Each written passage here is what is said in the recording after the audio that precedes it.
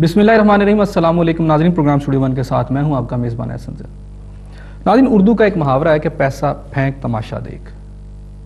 پاکستان کے سیاسی منظر نامے کو اگر ہم آج دیکھیں تو ہمیں لگتا ہے کہ کچھ لوگ، بلکہ بڑے اہم لوگ، پیسہ پھینک رہے ہیں اور اپنی مرضی کا تماشا دیکھ رہے ہیں۔ MP MNAs کی بولیاں لگ رہی ہیں، اور ہم نے یہ سینٹ کے الیکشن اس میں دیکھا کہ بہت سارے ایم پی ایز اور ایم این ایز نے اپنی مرضی سے اور اپنی ایک منشا کے ساتھ خوب جو ہے خود کو کیش کروایا۔ اس ساری صورتحال میں عوام کہاں کھڑے ہیں؟ ایسا لگتا ہے کہ عوام حیرت زدہ دیوار کے ساتھ لگے کھڑے ہیں اور یہ دیکھ رہے ہیں کہ کیا ہو رہا ہے۔ آج سوال یہ پیدا ہوتا ہے کہ کیا ہماری سیاسی جماعتیں، جن کا موٹو ہی عوام کی خدمت کرنا تھا، وہ کیا کر رہی ہیں؟ کیا وہ اپنے جو بنیادی مشن ہے یا بنیادی نعرہ ہے عوام کی خدمت کا، عوام کے مسائل کے حل کا، اس سے ہٹ چکی ہیں اور صرف اقتدار اور اختیار کا حصول ہی ان کا بنیادی مقصد رہ گیا ہے، جس کے لیے آج پاور پالیٹکس پاکستان میں ہو رہی ہے؟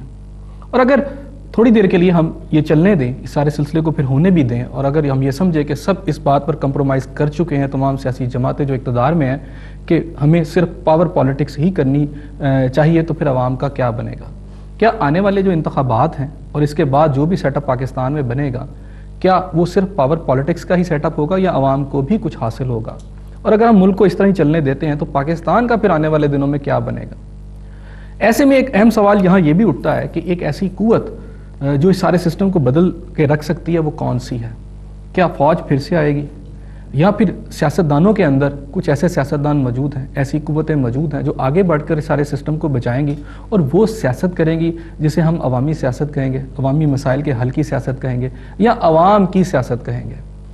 ناظرین، پاکستان تحریک انصاف کا میں یہاں ضرور ذکر کروں گا۔ پاکستان تحریک انصاف ایک ابھرتی ہوئی قوت ہے، بڑے بڑے جلسے اس نے کروائے، لوگوں کی توجہ بھی حاصل کی، سیاسی جماعتوں کو بھی محسوس ہوا، ان کے قائدین کو بھی اس بات کا احساس ہوا کہ تحریک انصاف ایک بڑی سیاسی قوت بن چکی ہے۔ لیکن جیسے ہی کچھ ایسے چہرے جو مشرف گورنمنٹ میں موجود تھے وہ تحریک انصاف میں شامل ہوئے، تو لوگ، جو پاکستان کے جو لوگ ہیں، وہ تھوڑی دیر کے لیے ایک دم رکے، انہوں نے توقف کیا اور سوچا کہ کیا کرنے جا رہی ہے تحریک انصاف۔ آج ہمیں ایسے لگتا ہے کہ پاکستان پیپلز پارٹی اور مسلم لیگ نواز نے بڑی خوبصورت، اگر پاور پالیٹکس کی بات کریں تو بڑی خوبصورت کھیل کھیلا ہے۔ سینٹ کے الیکشن ہو، 20ویں ترمیم ہو، یا چیئرمین سینٹ کا انتخاب، ہمیں دونوں سے بڑی سیاسی جماعتیں ایک دوسرے کے ساتھ ایک بہت بڑی انڈرسٹینڈنگ میں نظر آتی ہیں۔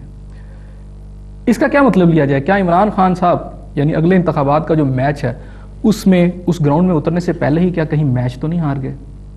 یہاں میں ضرور ذکر کروں گا اس پرسیپشن کا۔ کچھ عرصہ پہلے تحریک انصاف کے بارے میں یہ ایک پرسیپشن تھا کہ عمران خان صاحب کے کندھے پہ اسٹیبلشمنٹ نے دونوں ہاتھ رکھ دیے ہیں، اور جیسے جیسے وقت گزرے گا تحریک انصاف کو بڑا کر کے دکھایا جائے گا، اور اس کا بنیادی مقصد یہ ہوگا کہ نواز شریف صاحب کو اسٹیبلشمنٹ جو ہے کسی نہ کسی موقع پر بلیک میل کر سکے۔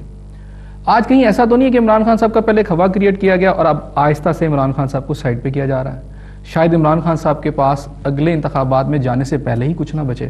آج ہم اس موضوع پر بات کریں گے کہ کیا ہماری سیاسی جماعتیں، جو ان کا بنیادی موقف تھا، یعنی بنیادی ان کا جو مقصد تھا عوام کی خدمت کا، کیا اس سے ہٹ چکی ہیں اور اب پاکستان کے اندر آئندہ صرف پاور پالیٹکس ہی ہوگی؟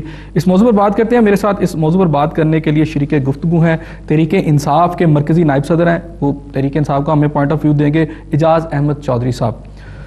میرے ساتھ دوسرے مہمان ہیں جنرل ریٹائرڈ راحت لطیف صاحب، سینئر تجزیہ کار ہیں، اور میرے ساتھ تیسرے مہمان سجاد بخاری صاحب، سابقہ سینیٹر ہیں، پاکستان پیپلز پارٹی سے ان کا تعلق ہے اور اس سیاست کے اوپر ان کی بڑی گہری نظر ہے، کسی مزید تعارف کا محتاج نہیں۔